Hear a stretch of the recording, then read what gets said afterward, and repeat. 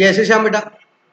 आज का टॉपिक हमारा है class last chapter dissolution of firm और पार्टनरशिप। बेटा बात सुनना, जब फर्म का डिसोल्यूशन होगा, फर्म का डिसोल्यूशन होने से पहले किसका डिसोल्यूशन होगा? पार्टनरशिप। मतलब एक होता है पार्टनरशिप का डिसोल्यूशन। बेटा पार्टनरशिप का डिसोल्यूशन तो देखो हमेशा होता ही है। जैसे एक पार्टनर रिटायर हुआ तो वह पहले वाली पार्टनरशिप थी वो क्या हो गया? डिसोल्व होगी। एक नया आ गया, पहले वाली खत्म होगी, नई स्टार्ट होगी। पीएसआर चेंज हो गया, पार्टनरशिप डिसोल्व। पार्टनरशिप तो होती रहती है। अब क्या है? फर्म का डिसोल्व, मतलब फर्म बिल्कुल क्या होगी? वाइंड अप होगी, क्लोज होगी। सबके राइट रूट सब सीज हो गए, सब बंद हो गए। चलो ठीक है, इसको सेल आउट करो, लायबिलिटी की पेमेंट करो और एसेट से जो रिलाइज होता है उससे लायबिलिटी की पेमेंट करके अपने पैसे लेके और घर चलो। सिंपल लैंग्वेज में समझिए। ये क्वेश्चन इंपॉर्टेंट है, फर्स्ट बहुत बार आया हुआ है। Distinction between dissolution of partnership and dissolution of firm. कहता पार्टनरशिप और फर्म के डिसीजन में क्या फर्क है? ठीक है, तो बेटा number one, relation between partner. In case of dissolution of partnership the relation between partners of the firm is change. उनके रिलेशन क्या हो जाते हैं? चेंज। नया आया, रेशियो चेंज हो जाएगा, है ना, परसेंटेज चेंज हो जाएगी, 1 से 2 हो जाएंगे, 2 से 3 4 कम हो गया ना, ये होगा। लेकिन इसमें क्या होगा? Relation between all partner change नहीं होंगे, खत्म ही हो जाएंगे। बोलो बात समझ आएगी नहीं? दूसरा, चेंज इन पार्टनर। कहता पार्टनरशिप के अंदर पार्टनर क्या होगा? चेंज होगा या उसका पीएसआर चेंज होगा। समझ आ गया? लेकिन यहां पर क्या होगा? कहता है कि partner ceases to be in a position of partner, मतलब वो पार्टनर पार्टनर ही नहीं रहेगा। पार्टनर ही क्या हो जाएगा? खत्म, सीज हो जाएगा। पार्टनर उस फर्म ही बंद होगी तो उसका वो पार्टनर भी नहीं है। They are no more mutual agent, वो एक दूसरे के म्यूचुअल एजेंट भी नहीं रहेंगे। म्यूचुअल एजेंट मतलब अब फर्म बंद होने के बाद कोई काम करता है तो उसके लिए दूसरे जिम्मेवार होगा? नहीं होगा। पार्टनरशिप में क्या होता है? अगर एक पार्टनर को करता है उसके लिए दूसरे भी जिम्मेवार होता है, क्योंकि वो एजेंट की भूमिका में होता है। याद है या नहीं है वो लोग? थर्ड, तो बिल्कुल सिंपल है। पहला क्या है? पार्टनर का क्या बेटा? रिलेशन। दूसरा, चेंज इन पार्टनर। तीसरा, कंस्टिट्यूशन ऑफ बिजनेस। इसमें बेटा बिजनेस कंस्टिट्यूट होता है और कंटिन्यू रहता है। पार्टनरशिप पहले वाली एंड होगी, अब नई पार्टनरशिप स्टार्ट होगी, तो वो पार्टनरशिप क्या होती है? रिकंस्टिट्यूट होती है। पहले भी आया था ना। और आगे पार्टनरशिप क्या होती है? कंटिन्यू। यहाँ रिकंस्टिट्यूट नहीं होती, वहां वाइंड अप हो जाती है, खत्म हो जाती है, डिसकंटिन्यू हो जाती है। कोई डाउट है क्या? बोलो। रिवैल्यूएशन देखो, जैसे ही पार्टनरशिप खत्म होती है, नया पार्टनर आया, रिटायर हुआ या पीएसआर में चेंज हुआ, तो एसेट्स की क्या करते हैं? रीवैल्यू करते हैं। यहाँ रीवैल्यू नहीं करते, यहाँ रिलाइज करते हैं, उसको सेल आउट करके पैसा वसूल करते हैं। और लायबिलिटी की क्या करते हैं? पेमेंट। आपने डिस्कशन में करा था, हमारे तो सिलेबस में समझ आ गया कि नहीं आ गया? Next, reconstitution and wind up. यहाँ पर फर्म का क्या होता है? रिकंस्टिट्यूशन होता है, और यहाँ रिकंस्टिट्यूशन नहीं होता, यहाँ बंद ही हो जाती है, वाइंड अप हो जाती है। इजी है बिल्कुल, इंपॉर्टेंट बहुत है ये टॉपिक। चलिए अब आगे बेटा, बड़ा सिंपल सा है इसलिए थोड़ा सा ध्यान से पढ़ना, थोड़ा सा जल्दी होगा। Mode of dissolution of firm. Mode of, इतनी सिंपल लैंग्वेज में लिखा हुआ है कि आप पढ़ोगे ना, आपके एक एक वर्ड समझ में आ जाएगा। मैं समझा देता हूं direct. Mode of dissolution of firm में be classified and two heads. कहता है डिसोल्यूशन कितने तरीके से हो सकता है। नंबर वन, कहता वॉलेंट्री तरीके से, मतलब फर्म के पार्टनर ने वॉलेंट्री अपनी इच्छा से डिसाइड कर लिया कि हम फर्म क्या करेंगे? बंद करेंगे। और यह होता है कोर्ट का ऑर्डर आ गया। किसका ऑर्डर आ गया बेटा? कोर्ट। कई बातें आपने ना अकाउंट्स करते समय नहीं ध्यान में थी तो अकाउंटिंग की थी, लेकिन कुछ बातें होती हैं बेटा जिस केस में वॉलेंट्री क्या हो जाती है? बंद हो जाती है, या कोर्ट का क्या आ जाए? ऑर्डर आ जाए। तो वाइंड अप फर्म का डिसोल्यूशन कैसे होगा बेटा? या तो वॉलेंट्री या ऑर्डर ऑफ कोर्ट। अब इसमें वॉलेंट्री में क्या क्या टाइप है ये बताएगा, हमेशा याद करने का तरीका समझेगा। अब क्या क्या टाइप है वो बताएगा, ठीक है बेटा। Without the order of the court मतलब क्या? वॉलेंट्री। क्या बेटा? Voluntary. Dissolution without the order of the court और वॉलेंट्री डिसोल्व में भी take place in of the following way. इस तरीके से होता है। नंबर वन, पार्टनर ने एक एग्रीमेंट कर लिया और सभी पार्टनर ने, ऑल पार्टनर क्या हो गए?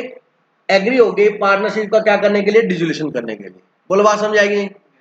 सिंपल समझ आ गया भाई। सभी पार्टनर क्या हो गए? एग्री हो गए कि हम फर्म को क्या करेंगे? बंद करेंगे। वो कहता है यार बिजनेस में काम तो है नहीं, मान लो। कहता हाँ यार मैं भी सोच रहा हूँ। कहता मैं दिल्ली जाने की शिफ्ट हो रहा हूँ, सोच रहा हूँ। दूसरा कहता मैं तो ऑस्ट्रेलिया जा रहा हूँ। कहता फिर फर्म बंद कर देते। कहता हाँ यार कोई फायदा तो है नहीं, अब वो पहली वाली बात तो रहेगी, सारी म्यूचुअल है। बोलो बात समझ आएंगे? ठीक है। दूसरा, according with the contract. between a partner, that is according to the provision of the partnership agreement. If contract provide, the firm may also dissolve by a decision of majority of partner or notice by a partner. अगर firm में contract किया हुआ कि majority of partner अगर firm dissolve करना चाहते हैं तो कर सकते हैं, क्या फर्म को कोई भी पार्टनर नोटिस दे के फर्म को क्या कर सकता है, डिसोल्व कर सकता है, तो फिर वो काम करके फर्म को क्या कर सकते हैं, डिसोल्व कर सकते हैं। मतलब ये वॉलंटरली हो गया ना बेटा। ये किसके टाइप पढ़ रहे हैं, वॉलंटरली के। पहला कौन सा था बेटा, डिजुलेशन ऑफ एग्रीमेंट। पहला क्या है, एग्रीमेंट के द्वारा डिजुलेशन, किसके द्वारा, पार्टनर ने आपस में एग्रीमेंट कर लिया। और एग्रीमेंट के दो टाइप थे, क्या, सभी की कंसेंट या मेजोरिटी या नोटिस देके, ये इसके अंदर ए बी है। बोलो बात समझ आएगी नहीं।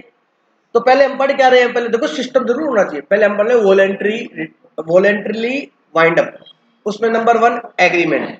एग्रीमेंट के आगे दो बच्चे हैं,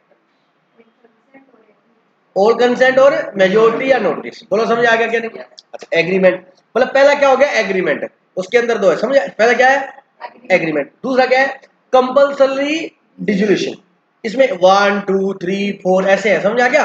अब दूसरा क्या है, कंपल्सरी डिजुलेशन। सुनो, a firm is compulsory dissolve in the following circumstance, कहता है इन परिस्थितियों में फर्म कंपल्सरी वाइंड अप हो जाती है, मतलब कोर्ट के ऑर्डर की भी जरूरत नहीं है।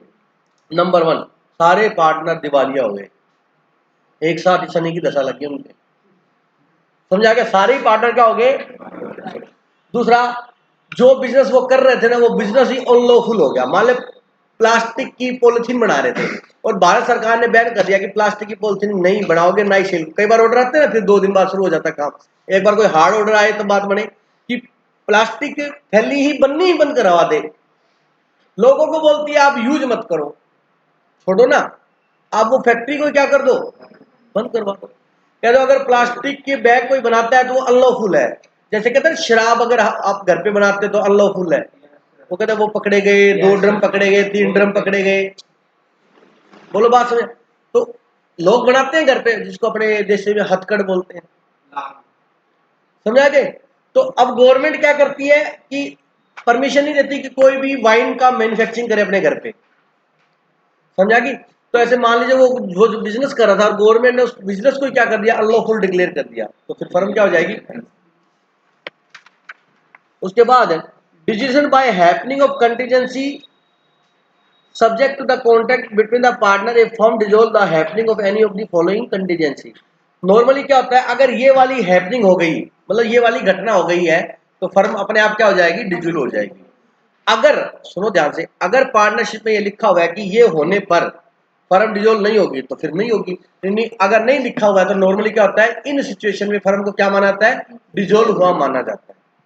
आपने नहीं पढ़ा इसलिए आपको थोड़ा सा दिक्कत आएगी, इसको बात को ध्यान से सुन लो। ये कहता है कि अगर ये चीजें हो गई हैं तो फर्म डिसॉल्व मानी जाएगी। सब्जेक्ट टू कॉन्ट्रैक्ट का मतलब है कि कॉन्ट्रैक्ट को ध्यान में रखते हुए, अगर कॉन्ट्रैक्ट आपने किया हुआ है तो फिर वो कॉन्ट्रैक्ट लागू होगा, फिर ये बातें लागू नहीं होगी। बोलो बात समझ आएगी। अगर आपने लिखा हुआ है कि फर्म की टर्म्स एक्सपायरी होने के बाद भी फर्म को हम रनिंग रख सकते हैं, फिर तो कॉन्ट्रैक्ट क्या हुआ है। मतलब ये रूल कब लागू होगा, जब कोई कॉन्ट्रैक्ट ना हुआ हो, किसी अनुबंध के अभाव में, हिंदी में बोलो, किसी अनुबंध के अभाव में, उसकी कमी में, ठीक है। एक्सपायरी ऑफ द टर्म्स, आपने जितने जो टर्म पे कॉन्ट्रैक्ट बनाया था जितने समय के लिए या जिस शर्त पे, वो शर्त क्या हो गई, खत्म हो गई, या टाइम ही क्या हो गया, खत्म हो गया। बोलो समझ आएगी। कंप्लीशन ऑफ एडवेंचर, जो आपने टेंडर लिया था, कॉन्ट्रैक्ट किया था फ्लाईओवर का, ब्रिज का, सड़क का, रोड का, पूरा हो गया, पार्टनर ही पूरा हो गया। अरे बोलो आगे, पार्टनर क्या हो गया। तो इन केसेस में फर्म का डिसीजन मानते हैं अगर आपने कोई भी अन्य अनुबंध नहीं किया हुआ है। ये लॉ की डेफिनेशन है। बोलो बात समझे आई या नहीं है। ये हम पढ़ रहे हैं थ्योरी। अब आप पार्टनरशिप वो देखोगे तो आप कंफ्यूजन होगे मैं क्या कह रहा हूं। अगर लॉ में ये प्रावधान है, अगर आपने कोई अन्य कॉन्ट्रैक्ट नहीं किया तो इन केसेस में फर्म का डिसीजन हुआ हम मानते हैं। आपने कभी पढ़ा नहीं हुआ, पहली बार पढ़ रहे हो तो ध्यान से सुनो इस बात को। सर फर्म का एक पार्टनर डेथ हो गया तो बाकी पार्टनर फर्म को कंटिन्यू रखते हैं, हाँ अकाउंट्स में अपने ये मान के करते हैं। सर वो क्यों करते हैं, हम ये मानते नहीं उन्होंने कोई कॉन्ट्रैक्ट किया होगा। फिर कैसे पता लगता है, वो कहते नहीं इसकी डाई होगी, डेथ होगी, फिर कहता है उनको रीवैल्यू किया, अब नया रेशो ये होगा। जब वो नया रेशो ही बता रहा है तो इसका मतलब क्या है, उनका एग्रीमेंट है, कंटिन्यू रखेंगे वो फर्म को। बोलो बात समझ आएगी। सर मान लो वो कंटिन्यू ना रखे तो डिजोल्यूशन वाले चैप्टर में क्वेश्चन देखो, ए बी सी 3 पार्टनर थे, सी की डेथ होगी, ए बी डिजोल्व करना चाहते फर्म, वहां पर ऐसे भी था। बोलो बात समझ आएगी नहीं आएगी।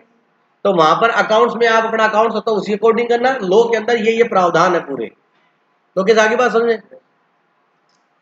पहला क्या था, एग्रीमेंट से। दूसरा फर्म का बिजनेस ही क्या हो गया, अनलॉफुल हो गया। तीसरा हैपनिंग हो गया। ऐसे वर्ड को सिलेक्ट करो जिससे पूरी बात याद आए, ठीक है। फोर्थ क्या है, डिजुलेशन बाय नोटिस, ठीक है। कहता है way the partnership at will, मान लो कोई पार्टनरशिप क्या बनी हुई है अपनी इच्छा पे, कहता है जितना समय चलेगा उतने समय उतनी इच्छा तक आप पार्टनरशिप चलाओगे। अब किसी पार्टनर ने क्या दे दिया, इच्छा जाहिर कर दी, क्या, बंद कर दी। मतलब पार्टनरशिप किस पे बनी हुई थी, एट विल, और वो विल क्या होगी बेटा, उसकी इच्छा खत्म हो गई अब, ठीक है। तो वो नोटिस देकर फर्म को क्या करवा सकता है, डिसॉल्व करवा सकता। The firm may be dissolved by any partner giving notice in writing to the all other partners of his intention to dissolve the firm।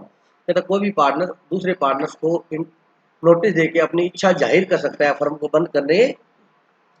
The firm is dissolve as from the date of mention in the notice as the date of dissolution. मतलब जो notice आपने दिया है, मतलब notice क्या होता है, लिखित में दे दिया वो नोटिस है, मतलब समझ गए। उसमें जो डेट मेंशन की गई, इस तारीख से हम फर्म का बंद हुआ मानेंगे, तो उस तारीख से हम क्या मानेंगे, डिसोल्यूशन मानेंगे। If no such date is mentioned in the decision, is effective from the date of the communication of the notice। मतलब अगर उसमें डेट नहीं लिखी हुई तो जिस दिन नोटिस का क्या हुआ, कम्युनिकेशन हुआ, मतलब उसके पार्टनर के पास पहुंचा है, उस डेट को हम क्या मानेंगे, फर्म का डिसीजन मानेंगे, ठीक है। The notice must be served on all partner. मान लो A B C D E F G H I J कई पार्टनर हैं, तो सभी पार्टनर को नोटिस देना पड़ेगा। It must be clear and unambiguous and state the intention to partner give notice to dissolve the firm। उनको अपने सारी बातें बतानी पड़ेगी, वो क्यों फर्म का डिसीजन करना चाहते हैं, ठीक है। कोई फेक बात वगैरह नहीं होनी चाहिए। It should be noted that a notice of dissolution once given can't be withdrawal. ये इंपॉर्टेंट लाइन है, यहाँ से ट्रू फॉल्स बनता है, ध्यान से सुन लो। कहता है एक बार अगर पार्टनर ने क्या दे दिया, नोटिस दे दिया है, इसको हाईलाइट कर लो बेटा, तो वो विड्रॉल नहीं कर सकता। ये स्टेटमेंट ट्रू है, हाँ ट्रू है। कब कर सकता है, अनलेस सारे पार्टनर अगर एग्री हो जाते हैं कि विड्रॉल कर ले तो कर सकता है। ये मोस्ट इंपोर्टेंट लाइन है।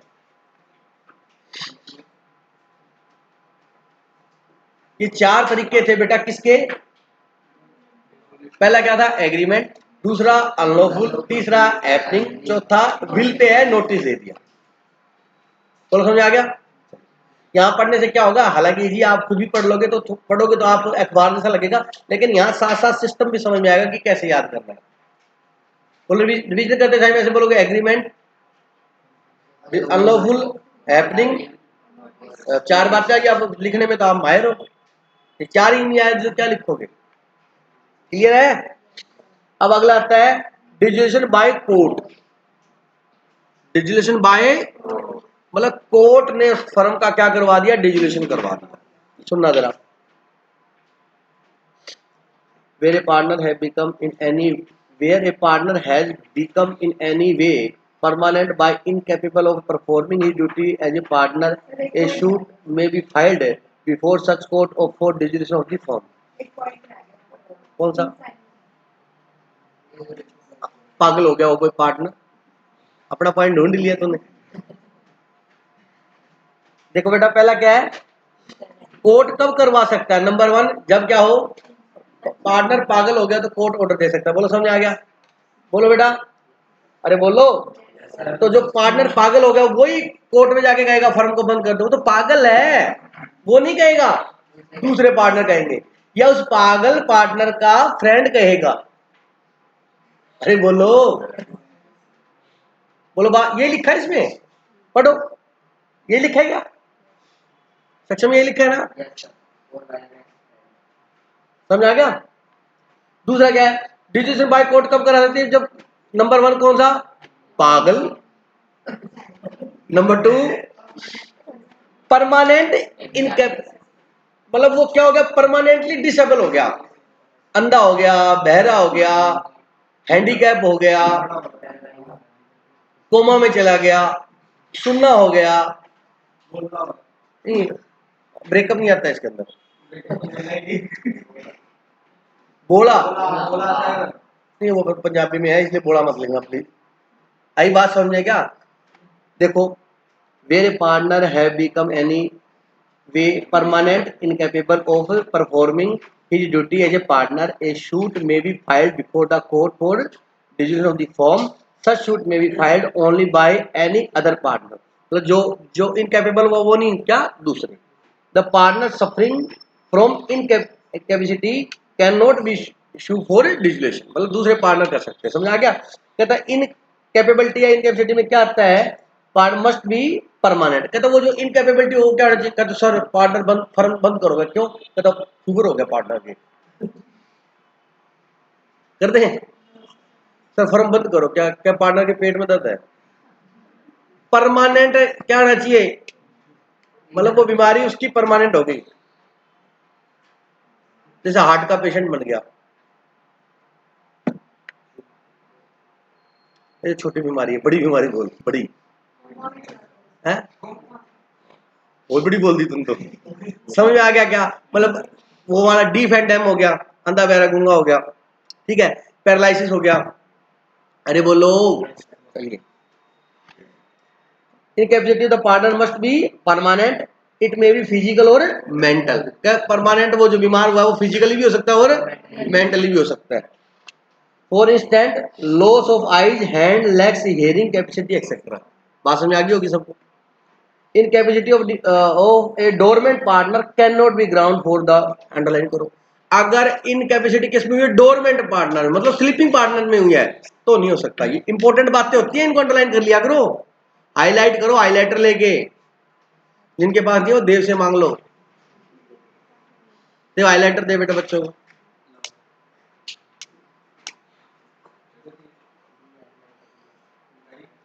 शर्मा जी किसी से हेल्प नहीं लेते। हो गया समझ में आ गया? चलिए, जो चीजें इंपॉर्टेंट है वो हाईलाइट होनी चाहिए, मतलब आपको पता होना चाहिए इसमें ये एक्सेप्शन है, डोरमेंट होगा तो नहीं। समझ में आ गया? मिसकंडक्ट, ये तो आपको याद ही होगा, आप रोज करते हो। बोलो बेटा। दुराचरण, दुर्व्यवहार। When A partner is guilty of a contract और मिसकंडक्ट, मतलब कोई भी partner conduct, sorry, when A partner is guilty of A conduct और मिसकंडक्ट, मतलब कोई भी पार्टनर दोषी पाया जाता है, उसका जो व्यवहार है, जो एटीट्यूड है, जो नेचर है, वो उसका वो क्या है, मिसकंडक्ट किया या अच्छा व्यवहार नहीं है। Which is likely affect prejudicially the carrying of the business regard being held to the nature of business, मतलब उससे क्या होगा, फर्म का बिजनेस बुरी तरीके से क्या होगा, प्रभावित होगा, इफेक्ट होगा। प्रिजुडिशियल की मतलब समझ आ गया, क्या होगा, इफेक्ट होगा, बहुत मतलब बुरे तरीके से, बहुत ही एक्सट्रीम वे से, मतलब छवि ही खराब हो जाएगी बिजनेस की। समझ आ गया? बैड मैसेज आएगा समाज में। क्लियर हो गया बेटा? ये प्रिजुडिशियल वर्ड बहुत आता है लो में। Prejudicially the carrying the business regard being head to the nature of the business, the court may dissolve the firm, तो फॉर्म क्या कर सकता, कोर्ट क्या कर सकता है, फर्म को डिसोल्व कर सकता है। Such suit may be fight partner other than the guilty of partner, मतलब जो गिल्टी है वही एप्लीकेशन दे रहा है कि फर्म बंद कर दो, अदर देन। बोलो बात समझ आ गया? एग्जाम्पल दिया है, misconduct need not be directly connected with the business of firm, ये जरूरी नहीं है कि जो उसने मिसकंडक्ट किया है, दुराचरण किया है, गलत व्यवहार किया है, बुरा व्यवहार किया है, अनैतिक व्यवहार किया है, वो फर्म के बिजनेस से रिलेटेड ही हो। जैसे फर्म के बिजनेस से रिलेटेड क्या हो सकता है, कोई ट्रांजैक्शन की, फ्रॉड कर लिया, कोई अपने कॉन्ट्रैक्ट वहां से ड्राइव करके किसी और को दे दिया कॉन्ट्रैक्ट, उससे वहां से कमीशन ले लिया, समझ रहे हो, पैसे का गमन कर लिया, वो तो हो गए फर्म। कहता है जरूरी नहीं है कि फर्म के बिजनेस से ही रिलेटेड हो, it may be for any kind, कहता वो मिसकंडक्ट जो है वो किसी भी तरीके का हो सकता है, विच में भी affect prejudicial the business of the firm, जो कि फर्म के बिजनेस को क्या करेगा, प्रभावित करेगा। Following act has been held to be misconduct of the partner, कहता है इनको हम मिसकंडक्ट मानेंगे। क्या? The adultery by a partner with another partner's wife. समझ में आ गया? आप सब समझदार हो। तो ये पॉइंट ये है कि एक पार्टनर है दूसरे पार्टनर की वाइफ के साथ मिसकंडक्ट किया, ठीक है, या guilty for breach of trust bye a partner, ये इनके केस के नाम भी लिखे, इन केसेस में ये आया था, समझ आ गया। उसने ट्रस्ट का क्या क्या ब्रीच किया, मतलब खुद पर्सनल बेनिफिट कमा गया और फर्म को क्या कर गया, लॉस कर दिया। समझ आ गया बेटा, बोलो बात समझ आएगी नहीं। तो अब सिंपल सा है, जैसे कि मिसकंडक्ट दो तरीके का होता है, आपका भी एक तो क्लास में बच्चा बैठा है, उसको होमवर्क दिया नहीं करना, टेस्ट था नहीं आया, क्लास में बंक मारा है, मिसकंडक्ट है रिलेटेड टू स्टडी। और एक बच्चा यहां पर आकर एक्सेस बोलता भी है, आर्ग्यूमेंट भी करता है, दूसरे स्टूडेंट के साथ मिसबिहेव भी करता है, तो अदर देन स्टडी हो गया वो, बोलो बात नहीं। तो दोनों ही केस में क्या हो सकता है बेटा, कोर्ट ऑर्डर दे सकता है, बोलो बात समझ आएगी नहीं। एग्जांपल दिया मैंने, पहला क्या है, पागल, दूसरा परमानेंटली डिसेबल, तीसरा मिसकंडक्ट, चौथा president of breach of agreement, मतलब लगातार कंटिन्यूसली एग्रीमेंट को क्या कर रहा है, तोड़ रहा है, बात ही नहीं सुन रहा। परसिस्टेंट ब्रीच ऑफ एग्रीमेंट, मतलब लगातार आप एग्रीमेंट का क्या कर रहे हो, ब्रीच कर रहे हो, ठीक है। फॉर कोर्ट में also dissolve the firm when issued for filed against a partner for wilful और persistent breach of agreement, however the, मतलब जानबूझ के कॉन्ट्रैक्ट तोड़ा या लगातार, समझ गए। हाउएवर द विलफुल और persistent breach agreement must be related to any of the following, कहता है ये जो है ना ब्रीच कर रहा है वो किससे रिलेटेड होना चाहिए, देखो फर्म के मामलों से संबंधित होना चाहिए, मैनेजमेंट के मामलों से, अफेयर का मतलब क्या है, मामले, हाँ हाँ मामले, the conduct of the business of the firm, और बिजनेस के कंडक्ट से मतलब कार्यों से रिलेटेड होना चाहिए।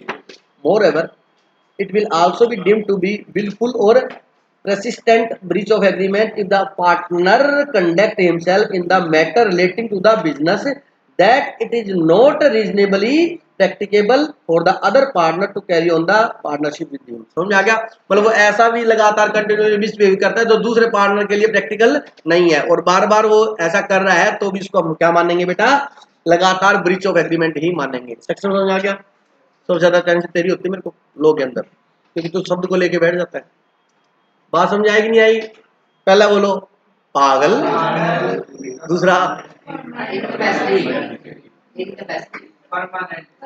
पहला क्या है, परमानेंट डिसेबल बोल दो, परमानेंट इनकैपेसिटी या इनकैपेबिलिटी या, हाँ ठीक है, मिसकंडक्ट और ब्रीच ऑफ एग्रीमेंट।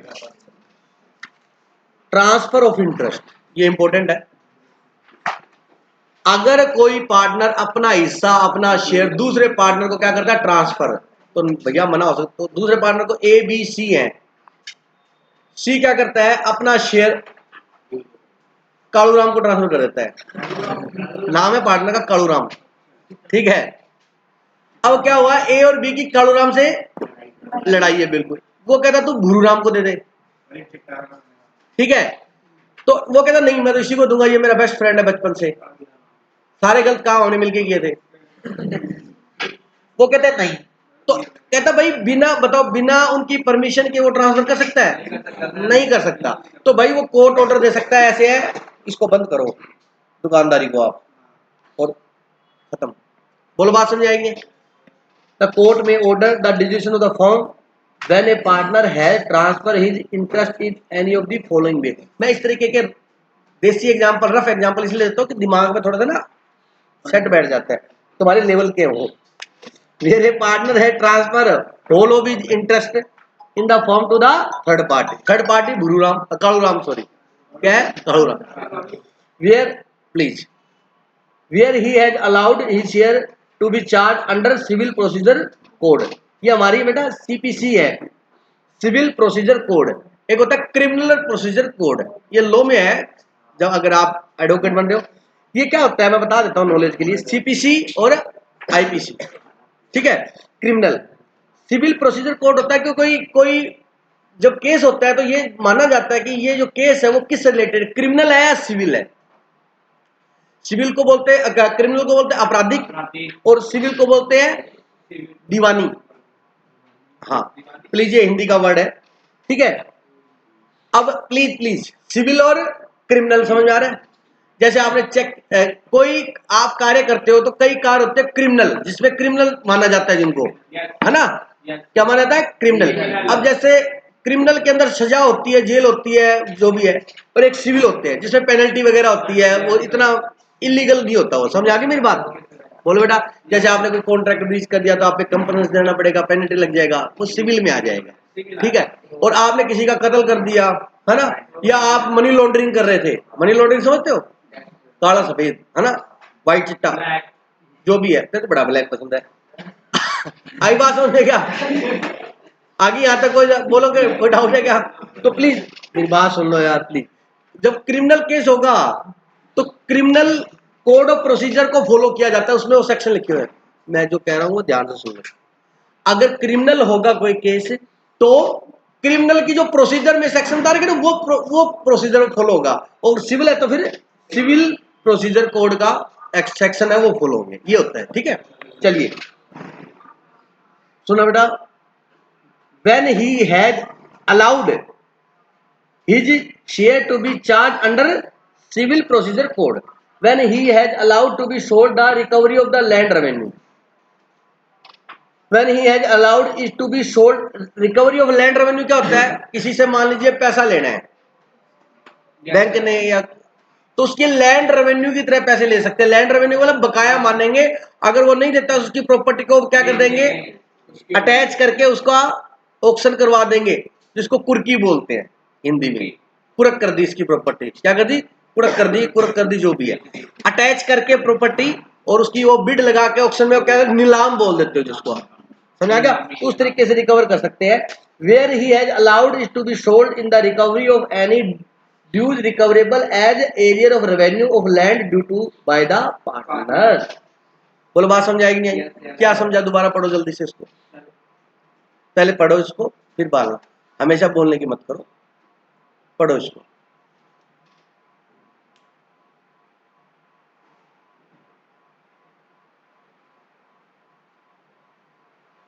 मतलब उसने अपना इंटरेस्ट, मतलब अपना हिस्सा, अपना शेयर किसी थर्ड पार्टी को दे दिया तो ऑर्डर आ सकता है। उसने अपना हिस्सा, सिविल प्रोसीजर हुआ था, उसमें कोई कंपनी वगैरह हुआ था, तो उसमें उसको अपने फर्म का हिस्सा देना पड़ गया, उसके पास और कोई प्रॉपर्टी नहीं है देने के लिए।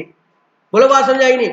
तो कोर्ट कहता है इतना कम, मैंने कहता पैसे नहीं है, कहता घर कुछ नहीं है, कहता इसका पार्टनरशिप फर्म में हिस्सा है तो वहां से हिस्सा ले लो, समझ रहे हो, तो दे सकता है। या कोई बाकी था पैसा लैंड रेवेन्यू का, वो पे नहीं हो रहा, तो वो कहता इसकी फर्म में हिस्सा है वहां से रिकवर कर लो, समझा क्या? तो उस केस में फर्म कोर्ट क्या दे सकता है, ऑर्डर दे सकता है, किसका? पहला क्या पड़ा, पागल, दूसरा इनकैपेबल, तीसरा मिसकंडक्ट, चौथा ब्रीच ऑफ एग्रीमेंट, पांचवा ट्रांसफर ऑफ इंटरेस्ट, छठा परपेचुअल लॉस, मतलब फर्म को लगातार क्या हो रहा है, लॉस हो रहा है, ठीक है, तो भी कोर्ट ऑर्डर दे सकता है। और सातवां क्या है, any other just and equitable ground, अगर और कोई ऐसा ग्राउंड जिससे कोर्ट को ये लगता है कि फर्म नहीं रहनी चाहिए तो उसके वाइंडिंग अप का ऑर्डर दे सकता है। कोई डाउट है क्या? पूरा तो हमने क्या पढ़ा, 7 ये पढ़े, और वो कितने पढ़े थे, कौन से, हाँ 4, 7 और 4 11, ये 11 तरीके थे क्या, डिजुलेशन। तो इस तरीके दिमाग में रखना, वॉलेंट्री के 4 है और कोर्ट के 7। चलिए, right of a partner on dissolution. अब देखो डिजुलेशन के टाइम पार्टनर को क्या राइट होता है, सुनना जरा, right to enforce winding up, मतलब वाइंडिंग अप को क्या कर सकता है, लागू करवा सकता है, एप्लीकेबल करवा सकता है, ठीक है। सुनना, on decision of the firm every partner और हिज रिप्रेजेंटेटिव, रिप्रेजेंटेटिव क्यों लिखा है, मान लो कोई डेथ होगी और फर्म बंद हो रही है तो उसका रिप्रेजेंटेटिव आएगा, या कोई हैंडीकैप हो गया या कोई इलनेस होगी तो उसका क्या आएगा, रिप्रेजेंटेटिव आएगा, इसलिए बार बार वर्ड क्या यूज करेगा, रिप्रेजेंटेटिव, मतलब वो पार्टनर या उसका प्रोक्सी बोल सकते हैं, प्रोक्सी मतलब उसकी जगह जो आया, ठीक है, representative. Every partner or his representative is entitled to the following right of journal lien against all the other partners or their representative। lien का मतलब आपको बताया हुआ है, उसमें कब्जा, पोजीशन। अरे बोलो, गुड्स इलेक्ट में आया था ना यार, गुड्स को लीन कर सकता है, क्या बात है, हाँ सुनो, कहता है ये राइट है उसको, जनरल राइट क्या है, lien against all other partners और देयर रिप्रेजेंटेटिव। क्या क्या राइट है, to have the property of the firm applied in payment of the debt and liability of the firm. बिल्कुल सही है।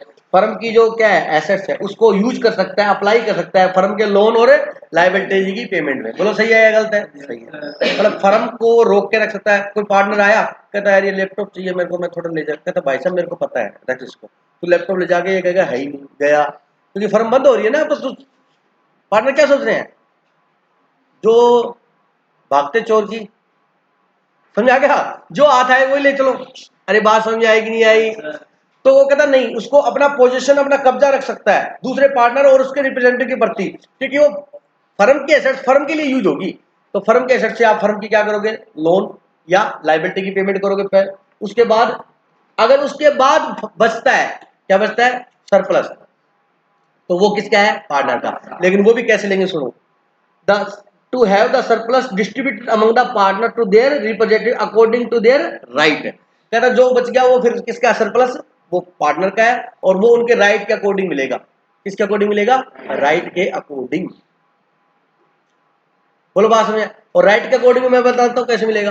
पहले तो किसी पार्टनर ने एक्स्ट्रा पेमेंट दे रखी है, एडवांस लोन वगैरह, वो मिलेगा। फिर उसकी क्या मिलेगी, कैपिटल मिलेगी। और फिर जो बच गया वो पीएसआर में बटेगा। बोलो बात समझ आएगी? ये पता है आपको? यस। तो पहला right in force winding up को क्या करवा सकता है, लागू। मतलब वाइंडिंग अप लागू हो गया तो कोई किसी प्रॉपर्टी को लेके जा रहा था, हेलो हेलो, समझ आएंगे। Right to have debt of firm and personal debt paid off. ये बेटा आप पढ़ लेना, बिल्कुल सिंपल है, मैं समझाता हूं, अभी पढ़ेंगे। चलो, कहता right to have debt of the firm and personal debt paid off. सुनो, कहता मान लीजिए एक पार्टनर है, सुनो भाई ध्यान से, हेलो बहुत ध्यान से सुनना। फर्म के क्या है, लोन लिए रखे फर्म ने, डेट का मतलब क्या, लोन। फर्म ने क्या ले रखा है, लोन। फर्म ने लोन ले रखे हैं, बोलो। और पार्टनर्स जो है ना एबीसी, उनके पर्सनल लोन भी है, उनकी क्या है। तो अगर फर्म की कोई एसेट्स है तो उस एसेट से जो पैसा रिलाइज हुआ है या रिकवर हुआ है, उस पैसे से पहले फर्म के लोन की पेमेंट होगी। किसकी होगी, मान लीजिए फर्म का सारा लोन पे हो गया, ध्यान से सुनना, उसके बाद जो पैसा बचा वो किसका है, पार्टनर का है। फिर पार्टनर के इंडिविजुअल हिस्से में क्या, उसके हिस्से में जो शेयर आएगा, जो पैसा आएगा, उस पैसे से वो अपनी पर्सनल लोन की पेमेंट कर सकता है। बोलो बात समझ आएगी? ये नहीं कह रहा मैं कि फर्म पहले अपना लोन देगी फिर पार्टनर्स का भी लोन देगी, ना ना ना। हो सकता है एक पार्टनर का लोन हो और दूसरे का ना हो, वो कहेगा अरे, कहता है देख ये रूल है ना कि पहले फर्म का लोन फिर पार्टनर का लोन, तो पार्टनर का लोन दो, कहता तू तेरा हिस्सा निकाल उसमें से, देख मेरा कोई लोन नहीं, मेरा हिस्सा दे, मैं मेरे घर लेके जाऊंगा। बोलो बात समझ आएगी? नहीं तो ये ध्यान रखना। तो क्या लिखा हुआ है, where there are a joint debt due from the firm and, मतलब जॉइंट डेट है मतलब फर्म के भी है और पार्टनर के भी है, and also separate debt due from any partner, मतलब फर्म के जॉइंट डेट है और पार्टनर के क्या है, अलग डेट भी है। The property of the firm shall be applied in the first instance in payment of the date of the firm. बोलो बात समझाई। And if there is any surplus then the share share share, underline करना, share of each partner. क्या लिखा बेटा, share of each partner shall be applied, मतलब पहले उस पार्टनर का क्या निकालेंगे, शेयर, और उस शेयर को वो यूज कर सकता है अपने पर्सनल डेट की पेमेंट के लिए। बोलो बात समझ आएगी? और पेड टू हिम, और खुद पे कर सकता है। Similarly the private property of any partner shell be applied first, और अब आ जाओ, कहता सिमिलरली इसी तरीके से अगर किसी पार्टनर की प्राइवेट प्रॉपर्टी है, मतलब प्राइवेट मतलब पर्सनल, तो पहले पर्सनल से अपना वो पर्सनल लोन पे करेगा। हेलो, क्या पे करेगा, खुद का लोन। अच्छा, अरे यार इधर देख लो, पहले वो पर्सनल लोन पे करेगा। अच्छा, पर्सनल लोन पे करने के बाद उसकी प्रॉपर्टी बच गई और फर्म की लायबिलिटी पड़ी अभी, लेकिन फर्म की लायबिलिटी जो है फर्म के एसेट से पूरी नहीं हुई। तो फिर यही तो होता है पार्टनरशिप फर्म में, क्या कि पार्टनर की लायबिलिटी क्या होती है, अनलिमिटेड होती है। तो बोलो उसकी प्राइवेट प्रॉपर्टी में से पेमेंट होगी, हाँ होगी। तो प्राइवेट प्रॉपर्टी में रूल क्या होगा, पहले प्राइवेट लोन पे होगा, अगर पैसा बच गया उसका प्राइवेट प्रॉपर्टी का तो फर्म के लोन की पेमेंट होगी, अगर फर्म के पेमेंट उसकी एसेट से कंप्लीट नहीं हुई है। बोलो बात समझ आ गई नहीं?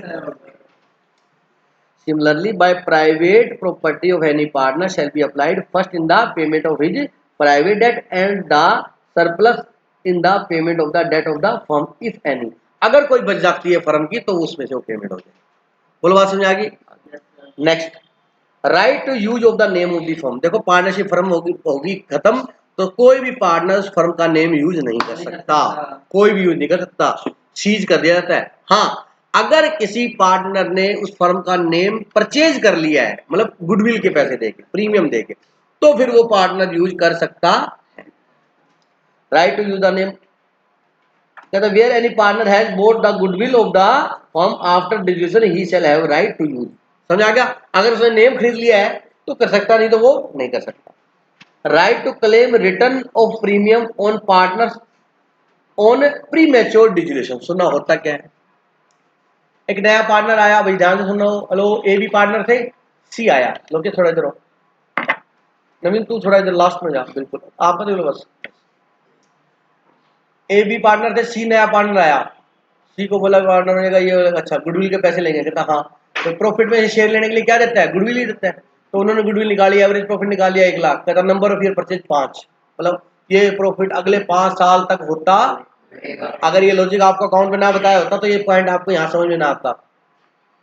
5 साल तक होता रहेगा, तो इन्होंने 1 लाख इंटू 5 के 5 लाख हो गया, कितना हो गया 5 लाख। और नए पार्टनर का मान लो हिस्सा है 1/5, क्या बेटा, तो उससे 1/5 किया, कितना हो गया 1 लाख रुपए गुडविल के ले लिए। मतलब ये जो 1 लाख लोकेशन से दिए वो किस लिए दिए हैं, 5 साल के आगे के प्रॉफिट में हिस्सा लेने के लिए दिए।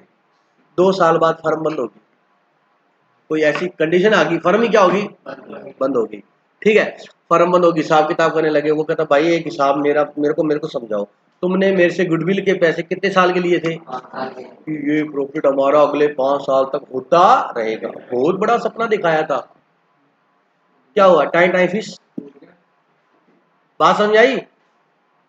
तो कहता क्या हुआ, अब क्या करें हम, कहता सुना, तो जो 1 लाख दिया था ना वो मैंने 5 साल के लिए दिया था, तो कितने साल चली, 1 लाख डिवाइड में 5 कितना हो गया, 20,000 पर साल का दिया था, तो 2 साल हो, चलो 40 हो गए, 3 साल का भी पेंडिंग है 60,000, तो पहले तो बाद में हिसाब करना, पहले तो मेरे को मेरे 60,000 वापस दो। बोलो समझ आया कि नहीं आया। कहता वो कैपिटल मिलेगी, गुडविल, अरे वो बात ही बात है, पहले तो ये अलग से मेरे को दो। बोलो मांग सकता है, यस। सुनो, निम्न केसेज में नहीं मांग सकता, इन the following cases can not B claim. Number 1, अगर फर्म का वाइंडिंग अप हो रहा है वो उसकी गलती की वजह से हो रहा है, समझा क्या, मतलब उस पार्टनर की गलती की वजह से हो रहा है, हाँ, सी की वजह से। बोलो नंबर 2, अगर वाइंडिंग अप किया था तो पहले ये बात हो गई थी कि इसको प्री मैच्योर प्रीमियम का पैसा वापस नहीं मिलेगा, ये बात हो गई थी, उसके बाद वाइंडिंग अप होगा। बोलो बात समझ आएगी नहीं, ये लिखा हुआ है। इसलिए बेटा बहुत सी बातें तो बहुत सुनने वाली है, समझने वाली भी है। मेरे partner has paid a premium on entering into the partnership और फिक्स टर्म्स मतलब 5 साल, and the firm is dissolve before the expiration of the terms मतलब 5 साल। बोलो बात समझ आई। He shall be entitled to repayment of the premium of such part thereof as may be reasonable.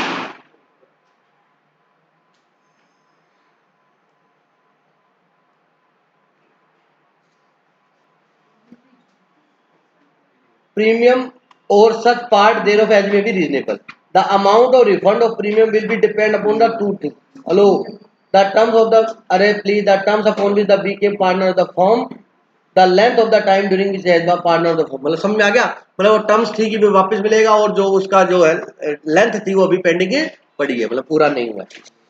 But in the following cases no refund of premium, उनको refund नहीं मिलेगा। Number 1, when the premature decision is due to death of any partner, मतलब किसी partner की death होने की वजह से फर्म बंद हो रही है, तो उसमें उसकी क्या गलती है, दूसरे पार्टनर की। वो कहता मेरे को पहले बंद कर दी, वो गुडविल की गवाही, कहता भाई हमारी तेरी गलती, हमारी गलती, किसी गलती नहीं है, डेथ होगी, नेचुरल है, भगवान के आगे किसी की नहीं चलती। बोलो बात समझ आएगी। एक number 2, the decision of mainly due to misconduct of the partner claiming the return of the premium, मतलब जो वो प्रीमियम मांग रहा है ना वापिस गुडविल के पैसे, उसकी गलती से क्या हुआ है। हाँ, और थर्ड कि पहले ये एग्रीमेंट हो गया था, क्या हो गया था कि भाई साहब वो तेरे को प्रीमियम का पैसा वापिस नहीं मिलेगा, थर्ड ये लिखा हुआ है।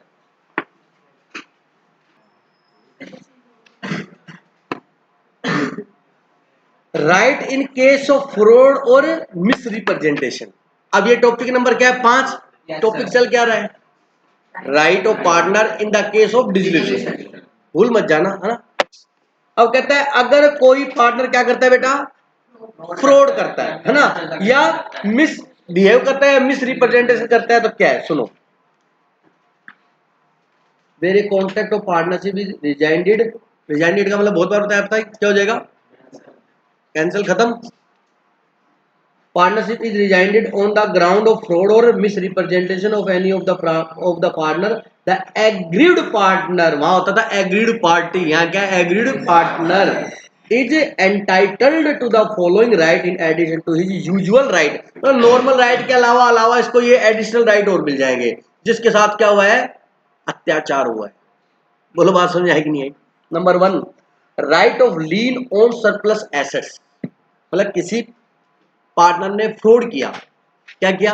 फ्रॉड किया, गलत काम किया, मिसबिहेव किया, तो क्या होगा?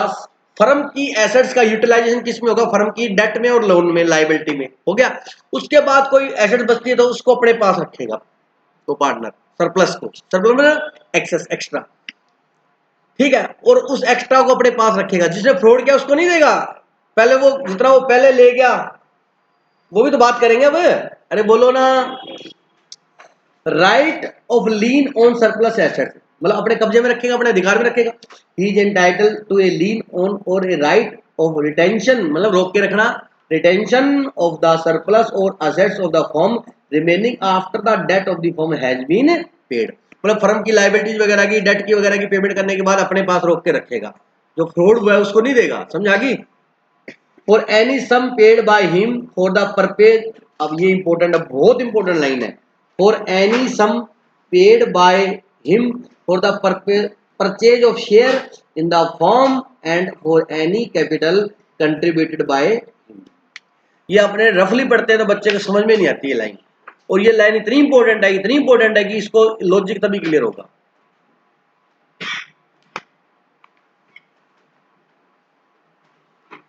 बात समझ आ गई?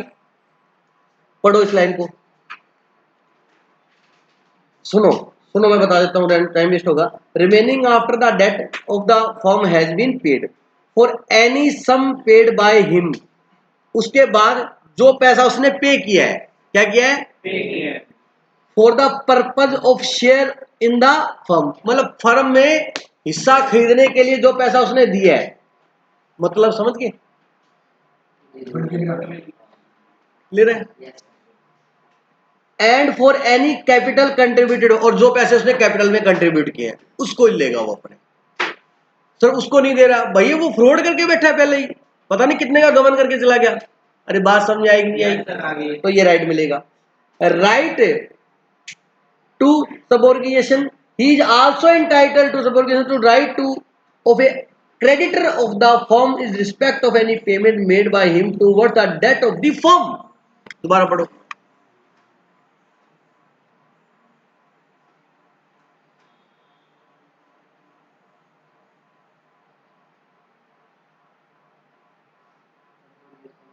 सब्रोगेशन का क्या मतलब हुआ?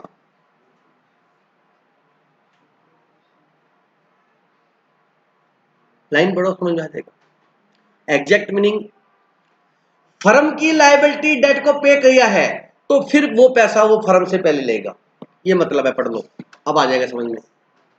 तो किस आगे समझ बेटा? मतलब फर्म के ब्याह पर किसी ने क्या किया है? पेमेंट की है, समझ आ गया? तो फिर वो पैसा किससे लेगा?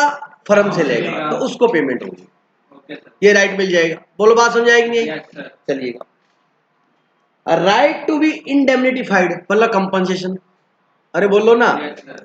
He is also entitled to be indemnified by the partner or partners guilty of the fraud or misrepresented against all the debt of the firm। समझ आ गया? देखो जिसने मिसबिहेव किया है, फ्रॉड किया है, तो उसको 3 अधिकार मानते हैं कि वो सारी लाइबिलिटी की पेमेंट करने के बाद सरप्लस को अपने पास रोक के रखेगा। नंबर 2, उसमें से अपने जो पैसा है वो लेगा। नंबर 3, अगर उसने फर्म के ब्याह पे कोई पेमेंट की है तो वो लेगा, और उसके प्रति जो फर्म के उसने लोन वोन पे किए हैं उस वजह से उसको नुकसान हुआ है उसकी क्षतिपूर्ति भी करवाएगा। कोई डाउट है तो बोल दो। बिल्कुल सिंपल है। Right to retain use of the firm name, मैंने ये बता दिया था, दोबारा बताता हूं। देखो वैसे फर्म के नेम को यूज करने का किसी को अधिकार नहीं होता है, वो रोक के रखेंगे, कोई यूज नहीं करेगा। अगर किसी ने फर्म का नाम परचेज कर लिया है तो फिर वो फर्म का नाम अपने बिजनेस के लिए यूज कर सकता है। कोई डाउट है? चलिए, liability of the partners. Partners की क्या क्या लाइबिलिटी है? Number 1, liability for the act done after dissolution. मेरी बात सुनो, मेरी बात सुनो, बहुत इंपॉर्टेंट है ये। Liability for the act done after dissolution, मतलब फर्म का क्या हो गया, डिसोल्यूशन हो गया, क्या हो गया, और उसके बाद भी कोई काम करते हैं वो, उसके बाद भी क्या करते हैं, कोई वर्क करते हैं। ABC पार्टनर थे, ध्यान से सुनना, फर्म का क्या हो गया, डिसोल्यूशन हो गया। अब क्या हुआ बेटा, देखो इसको ये नहीं मैंने पूरा करना फटाफट, तो ऐसे में बिल्कुल जो चीज समझाने वाली है वो समझाऊंगा बेटा, आपने समझनी भी है। ABC पार्टनर थे, फर्म का डिसीजन हो गया, ठीक है, बोलो उनके आपस में पार्टनरशिप खत्म होगी, सब कुछ खत्म, ठीक है।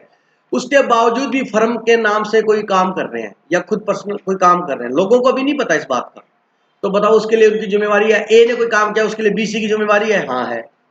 B ने कोई काम किया AC की जिम्मेवारी है, हाँ है। सर फर्म जब खत्म होगी तो जिम्मेवारी नहीं होनी चाहिए, हाँ। वो पब्लिक नोटिस दे दे, क्या दे दे, लोगों को ये बता दे कि भाई हेलो फर्म खत्म हो चुकी है, अब मेरा कोई लेना देना नहीं है, आप जानो आपका काम जानो। तो उसके बाद के काम के लिए वो जिम्मेवार नहीं है। अगर उन्होंने पब्लिक नोटिस नहीं दिया है तो फिर उनकी जिम्मेवारी रहेगी। बोलो बात समझाएंगे। All the partners continue to be liable for the third party for any act done by any of them, मतलब किसी तीनों पार्टनर में से या चारों पार्टनर किसी एक ने काम किया तो भी वो तीनों ही चारों थर्ड पार्टी के लिए जिम्मेवार रहेंगे after decision of the firm.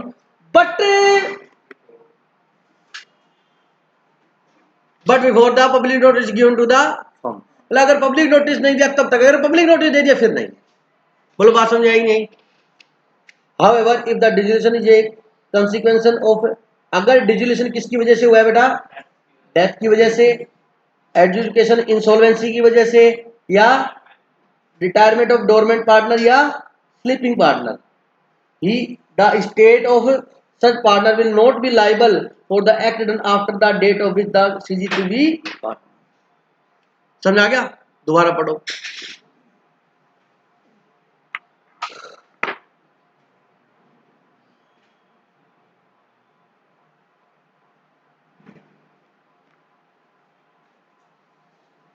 मतलब किसी पार्टनर की डेथ हो गई है, कोई पार्टनर क्या हो गया है, इंसॉल्वेंट हो गया है, या कोई स्लीपिंग पार्टनर रिटायर हो गया है, ठीक है, और उसने पब्लिक नोटिस नहीं दिया और फर्म क्या होगी, डिसॉल्व हो गई, और उसके बाद भी पार्टनर ने कोई काम किया, क्या किया, कोई ट्रांजैक्शन की, तो थर्ड पार्टी के प्रति ये तीन पार्टनर, मतलब डेथ हुआ है उसका रिप्रेजेंटेटिव, इंसॉल्वेंटी वाला पार्टनर और डोरमेंट पार्टनर जिम्मेवार नहीं होंगे चाहे पब्लिक नोटिस ना दे।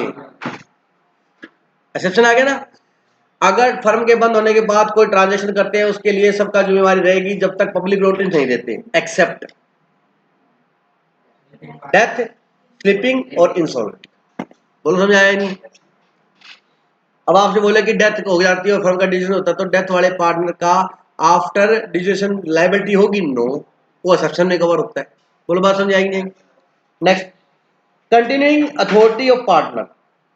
अथॉरिटी मतलब बताया था, राइट, ऑथराइजेशन। अब देखो पार्टनरशिप फर्म का क्या होगा, डिसीजन हो गया, लेकिन जो काम पेंडिंग पड़े हैं, जो काम क्या पड़े हैं, तो वो तो पूरे करेंगे। कोई एसेट्स बेचनी है, कोई लायबिलिटी की पेमेंट करनी है, किसी की सैलरी पेंडिंग पड़ी थी, बैंक का इंटरेस्ट पेंडिंग पड़ा था, वो तो सारे ट्रांजेक्शन करेगा ना, करेगा। तो उन सब ट्रांजेक्शन के लिए उसको फर्म के जो राइट थे ना, जो क्या थे, गर्भित अधिकार, याद करो।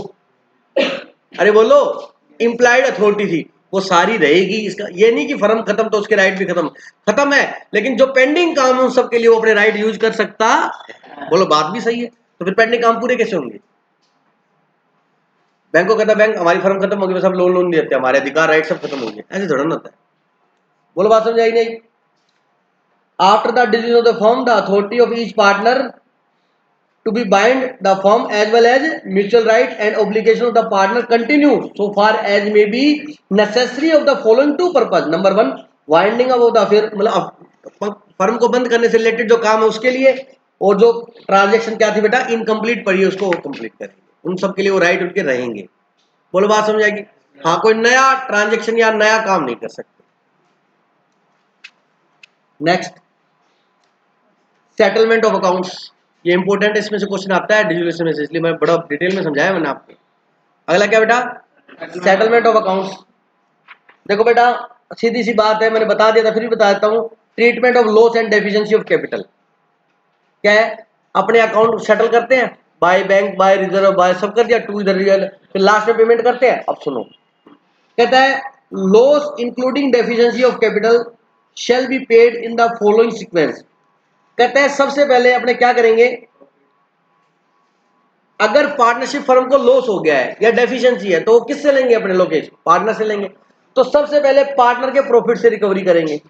अगर प्रॉफिट पड़ा है फर्म में तो पहले प्रॉफिट में से उस लॉस को क्या करेंगे, यूज करेंगे, सेट ऑफ करेंगे। बोलो, अच्छा वो भी यूज कर लिया, उसके बाद भी पड़ा है पेमेंट देनी तो उसकी कैपिटल को यूज करेंगे, और कैपिटल भी यूज होगी उसके बाद भी देने पड़े हैं लोगों को तो भैया वो फिर पर्सनल स्टेट में से लाएंगे।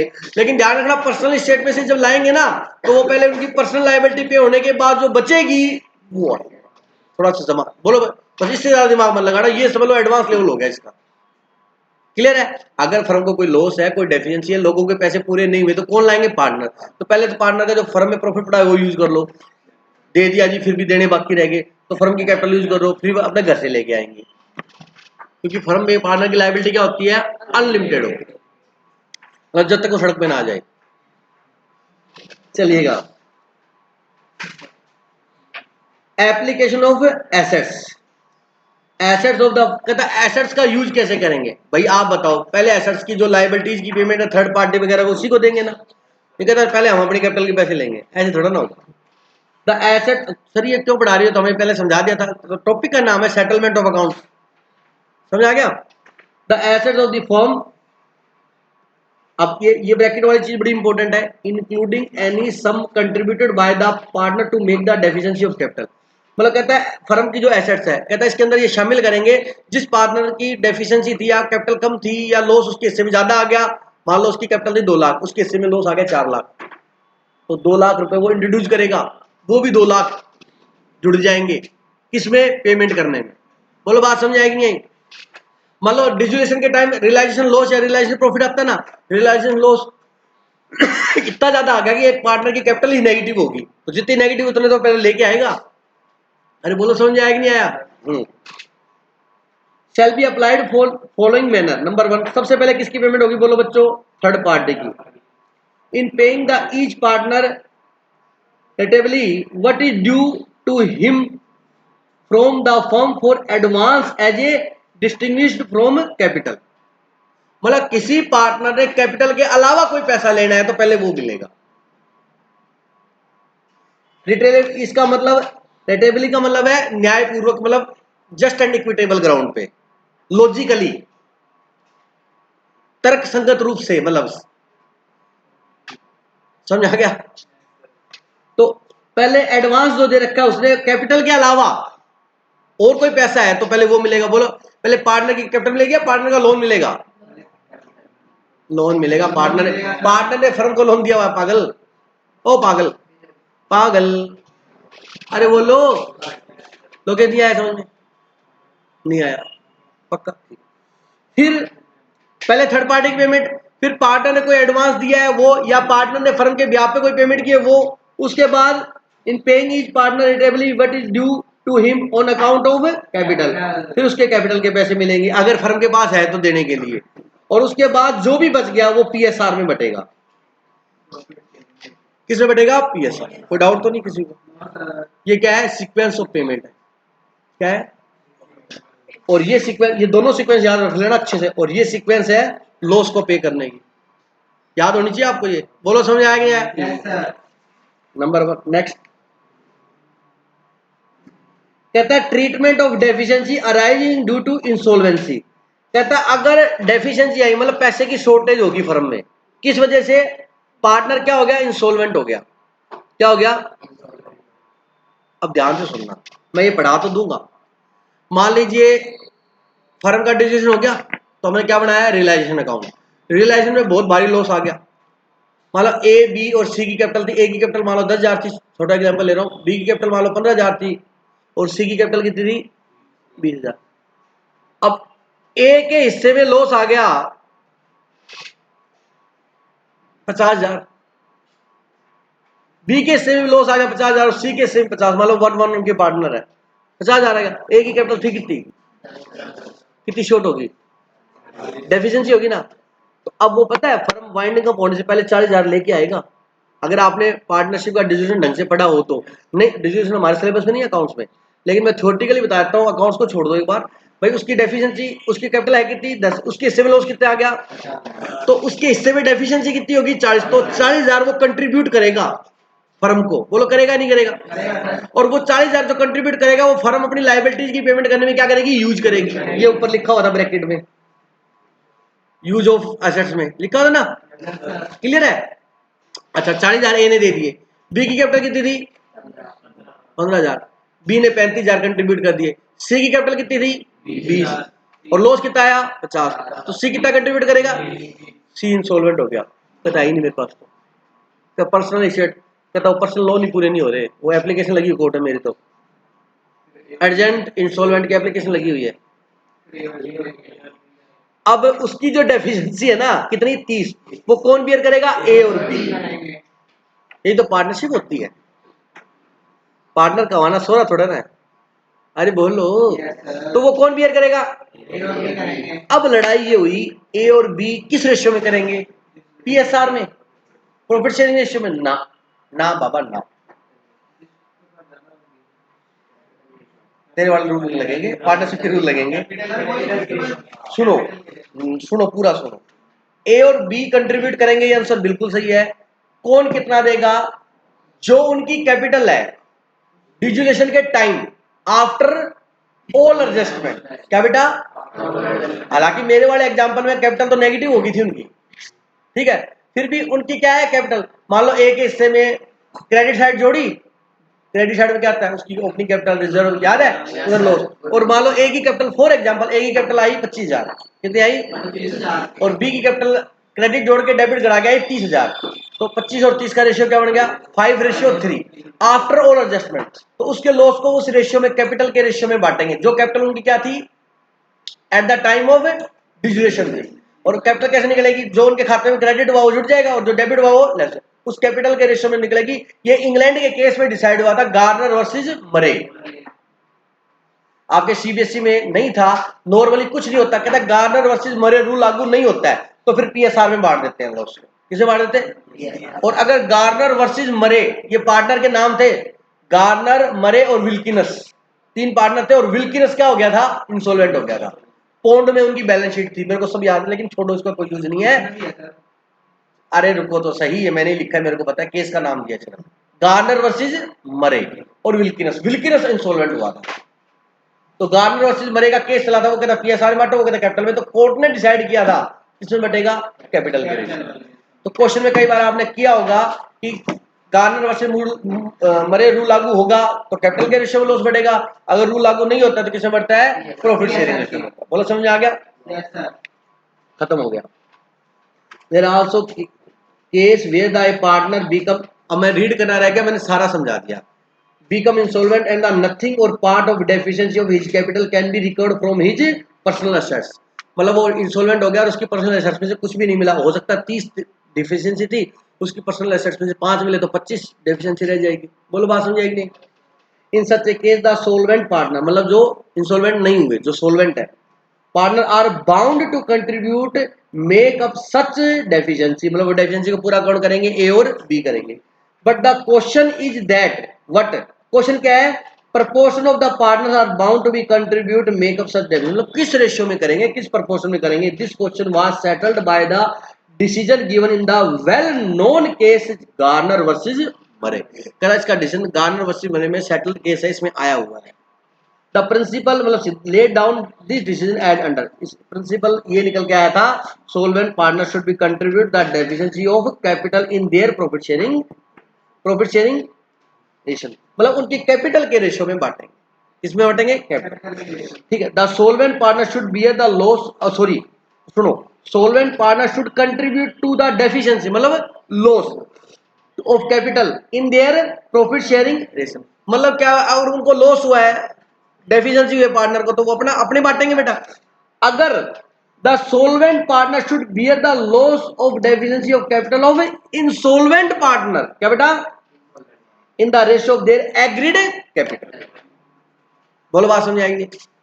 खुद की डेफिशिएंसी है तो वो खुद का जो रेशियो है उसमें लाएंगे, या जितनी डेफिशिएंसी उतनी लाएंगे, या उनका जो पीएसआर मान लॉस हुआ तो पीएसआर में बैठेगा, डेफिशिएंसी होगी लॉस, लॉस मतलब डेफिशिएंसी तो पीएसआर। लेकिन जो पार्टनर इंसॉल्वेंट हुआ है ना, उसका पैसा वो दोनों लाएंगे, वो किस में लाएंगे, कैपिटल के रेशियो। और एग्रीड कैपिटल कौन सी बेटा, जस्ट बिफोर डिसोल्यूशन उनकी जो थी, आफ्टर ऑल एडजस्टमेंट। बोलो बात समझ आएगी।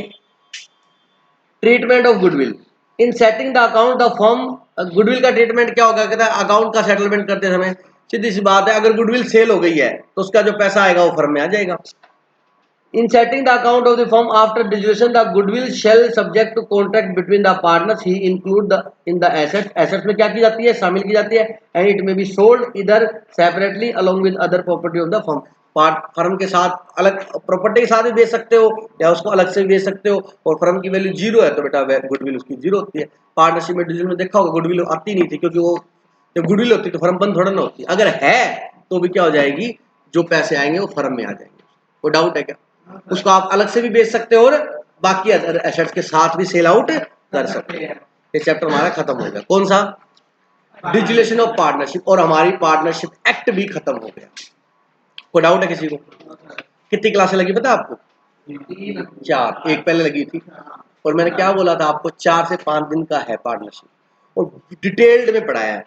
एक्चुअल में क्या है, तो बेटा हमारा पार्टनरशिप एक्ट 1932 खत्म हो गया है। अब एक छोटा सा एक्ट है जो हमारे सिलेबस में ऐड किया इन्होंने, LLP act 2008, limited liability partnership act 2008। ठीक है, बोलो बेटा।